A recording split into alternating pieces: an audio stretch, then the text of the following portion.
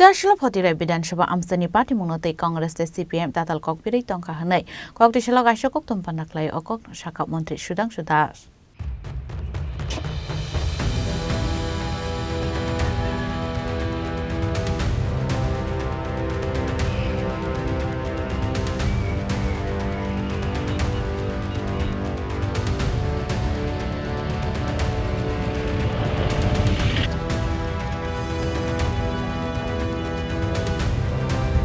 Party Munati Kok Sanatang Mondri Sudangshu da Shaka Party Muni Kok Maman Kino Party Munati Chetu Netu Mungo Onkor Shaman Ka Kongsa Malkong Baik Malkong Tutai Romani Party Munati Si Abai Party Mung Party Kanei Abai Kino Party Mung Kerengzak Tongai Rokna RS Book Laisakani Shaka Mondri Sudangshu Das Abakino Congress CPIM Party Munati Tatal Kok Tai Piritong Kahanei গতকাল ফটিকরায় বিধানসভা কেন্দ্রের সায়দারপাড় শিমুলতলা এলাকায় একটা অনাকাঙ্ক্ষিত ঘটনা ঘটে এবং তারপর বেশ কিছু হিংসা ছড়ায় যদিও পুলিশ প্রশাসন সেখানে এসে প্রস্তুত ছিল এবং তা খুব তাড়াতাড়ি রিকভার করা গেছে। তো কি বলবেন এই বিষয়ে?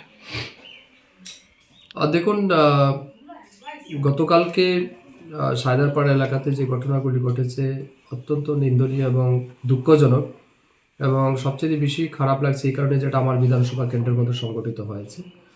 তবে এই ঘটনাকে কেন্দ্র করে বিভিন্ন ভাবে রাজনীতি করার চেষ্টা হচ্ছে আমি লক্ষ্য করেছি। যদিও আমাদের এখানে গতকালকে থেকে ইন্টারনেট বন্ধ, তারপরও আমি বিভিন্নভাবে বা আমি নিজেও আগরতলাতে ছিলাম, দেখেছি বিভিন্ন বিভ্রান্তিকর বক্তব্য সেখানে পরিবেশন করা হচ্ছে যে চাঁদাকে কেন্দ্র করে ঝগড়া আছে। মূলত যেটা আমি এসে খবর পেয়েছিলাম, আমি ঘটনাস্থলে গেছিলাম এবং যারা ভিকটিম হয়েছেন দুই পক্ষের, এখানে হিন্দু লোক যারা আছে তারাও ভিকটিম হয়েছেন, তাদের মধ্যে 3-4 জন এখনও হসপিটালে অ্যাডমিশন আছে।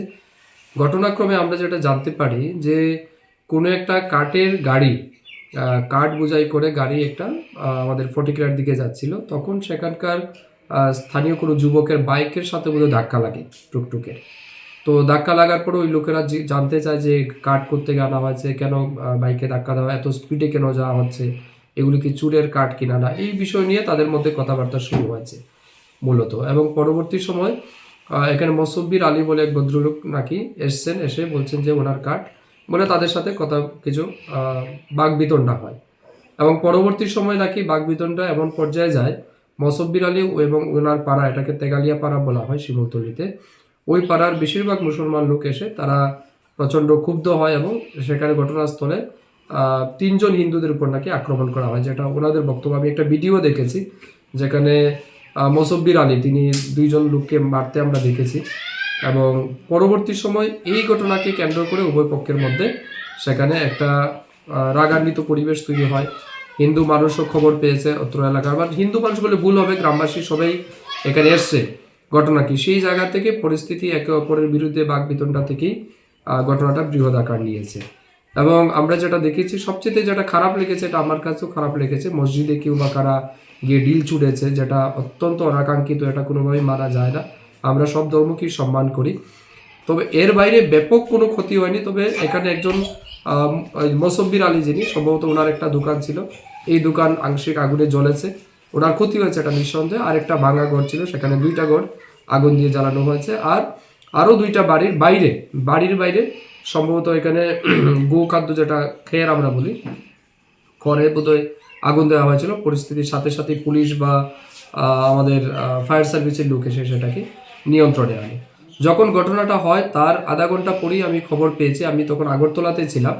তো আমি সাথে সাথে আমাদের স্থানীয় প্রধান আমাদের সমীরণ চক্রবর্তী সাহেব এবং ওখানকার সায়দারপাড়ে যারা ছিলেন তাদের সবাইকে পাঠিয়েছি যে যাতে দ্রুত ঘটনাকে তারা নিয়ন্ত্রণে আনে।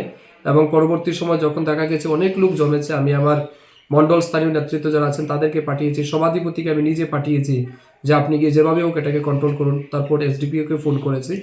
তার পরবর্তী সময় যখন দেখা গেছে অবস্থা আরেকটু বেশি খারাপ হয়েছে, আমরা নির্দেশ দিয়েছি ইমিডিয়েটলি লাঠিচার্জ করে যে কোনোভাবেও সেই ঘটনাকে যাতে শেষ করা হয়। এবং সেখানে পুলিশ কিন্তু অত্যন্ত অ্যাক্টিভলি ভূমিকা পালন করেছে এবং লাঠিচার্জ করে মানে খুব দ্রুত সেই ঘটনা থেকে সবাইকে সরিয়েছে এবং সেখানে বর্তমানে শান্ত পরিবেশ রয়েছে। কিন্তু আমরা লক্ষ্য করছি যে এই ঘটনাকে কেন্দ্র করে সারা রাজ্যব্যাপী একটা ভুল বার্তা ছড়ানো হচ্ছে। কোথাও বলা হচ্ছে মুসলমানদের বসতঘর জ্বালিয়ে দেওয়া হয়েছে, কোনো মুসলমানের বসতঘর জ্বালানো হয়নি। আপনারা চাইলে গিয়ে দেখে আসতে পারেন। একটা দোকান পুড়েছে আর একটা একসালিয়ার মতো রাস্তার সাইডে একটা কনস্ট্রাকশন ছিল সেটা জ্বলেছে, 2টা গড় আমার হিসাবে জ্বলেছে, বাকি কারোর বসত গড়ে কোথাও আগুন লাগেনি। এটা মিথ্যা প্রচার চালানো হচ্ছে। সিপিএম কংগ্রেস সেটা নিয়ে রাজনীতি করার চেষ্টা করছে। আমি বলবো আগে ভালো করে ঘটনা জানুন, প্রয়োজনে স্পটে আসুন, ঘটনা জানার পরে তারপরে কমেন্ট করবেন, এর আগে দয়া করে কমেন্ট করবেন না। পুলিশ অত্যন্ত অ্যাক্টিভলি বিষয়টাকে ট্যাকেল করেছে, ইতিমধ্যে কয়েকজনকে গ্রেপ্তারও করা হয়েছে। বিষয়টা আন্ডার ইনভেস্টিগেশন রয়েছে, কি কারণে ঘটনা ঘটেছে, কেন হয়েছে, এই সমস্ত বিষয় পর্যালোচনা করার পরে, ইনভেস্টিগেশন করার পরেই ফাইনালি পুলিশ যথাযথ ব্যবস্থা গ্রহণ করবে। গতকাল বিধায়ক বিরোধী সিনহা আপনার বিরুদ্ধে একটা অভিযোগ করেছেন, সেটা হলো বিভিন্ন সময়ে আপনি সামাজিক মাধ্যমে একটা সম্প্রদায়কে নিয়ে কটূক্তি করেন, আর তার কারণেই নাকি এই ধরনের ঘটনা হয়েছে। কি বলবেন এই বিষয়ে? দেখুন, কংগ্রেস দল বা বিধায়ক কি বলেছেন এতে আমাদের কিছু যায় আসে না, কারণ আমরা জানি এরা হিন্দু বিরোধী। কংগ্রেস দলের জন্মই হয়েছে হিন্দু সনাতনের বিরোধিতা করার জন্য। বাংলাদেশে প্রত্যেক দিন হিন্দুদের নির্মমভাবে মারা হচ্ছে। 12 বছরের একটা হিন্দু মেয়ে যে বাড়িতে ভাড়া থাকতো, ওই বাড়ির মালিক তাকে 4-5 জন নিয়ে দর্শন করে গলা টিপে মেরে দিয়েছে। আমরা এর প্রতিবাদ করব না? দীপুচন্দ্র দাসকে নির্মমভাবে হত্যা করা হয়েছে। তারপর প্রায় গত 15-20 দিন যাবৎ বাংলাদেশে কম করে হলেও 10 থেকে 12 জন হিন্দুকে মারা হয়েছে, যেগুলি সংবাদ মাধ্যমে এসেছে। যেগুলি আসেনি এখনো তো আমরা খবর জানি না কত মানুষকে মেরেছে তারা।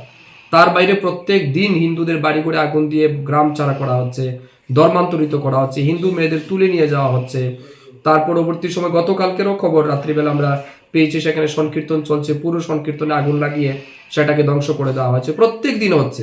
মুর্শিদাবাদে হরগোবিন্দ দাস, চন্দন দাসকে কুপিয়ে হত্যা করা হয়েছে পশ্চিমবাংলার মুসলমান জিহাদিরা। আমাদের বিভিন্ন জায়গাতে এই সমস্ত ঘটনা ঘটছে। তো বিরোধী সেনাবাবুরা তারা চাইছেন এই সমস্ত বিষয়ের উপর যাতে আমরা কথা না বলি, কারণ এতে তাদের যে ভোট ব্যাংক তারা খারাপ পায়, তারা রাগ করে, এই জন্যই বিরোধী বাবুদের রাগ। তো এটা তো হয় না। আমরা সর্বদাই গতকালকের ঘটনাকে কেন্দ্র করে যেমন আমরা নিন্দা জানিয়েছি, ঠিক তেমনি হিন্দুদের উপর চলমান যে সন্ত্রাস, হিন্দুদের উপর যেভাবে অত্যাচার হচ্ছে, এগুলির বিরুদ্ধে আমরা চুপ থাকতে পারবো না, তারা চুপ থাকতে পারবে, কারণ তাদের ভোট ব্যাংকের ব্যাপার আছে, আমাদের ভোট ব্যাংকের হিসাব আমরা করি না। উনি বলেছেন আগামী দিনে যদি আপনি এই ধরনের বক্তব্য রাখেন তাহলে ওনারা আইনের দ্বারস্থ হবেন, প্রয়োজনে না, ওনারা কি করবেন এতে কিছু যায় আসে না। এখন চন্দন দাস, হরগোবিন্দ দাসকে মারবে, যারা মারবে তাদেরকে আমরা জিহাদি বলতে পারবো না, তাদের বিরুদ্ধে কথা বলতে পারবো না। কোথায় লেখা আছে? আমি তো কোনো মৌলবাদী জঙ্গি সংগঠনের সাথে যুক্ত নই। বিরোজিত বাবু তারা সর্বদাই জঙ্গি গোষ্ঠী মৌলবাদীদের সমর্থনে তারা আছেন। তারা সর্বদাই আপনি দেখেছেন কৈলাসহরে কিভাবে বিরোজিত বাবু সংবিধান বিরোধী কথাবার্তা বলেন। উত্তরাঞ্চলে ওনার কিছু পালিত গুন্ডা পান্ডা আছে, তাদেরকে নিয়ে প্রায় সময় মানুষকে ভয় দেখান, কৈলাসহরের বুকে ভয় দেখানোর চেষ্টা করেন, হিন্দুদের ভয় দেখানোর চেষ্টা করেন। তো উনি কি মনে করেন যে তার জন্য আমরা চুপ করে বসে থাকবো? এটা হয় না। যেটা অন্যায় সেটা অন্যায় বলতেই হবে।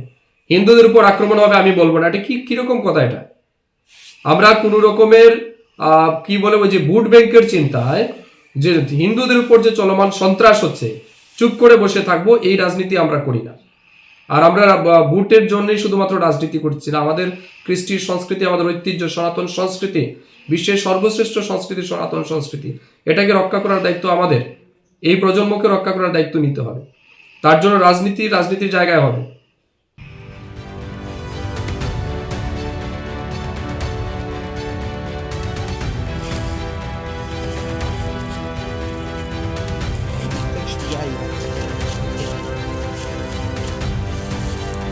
ব্যুরো রিপোর্ট, জেনিক খনম।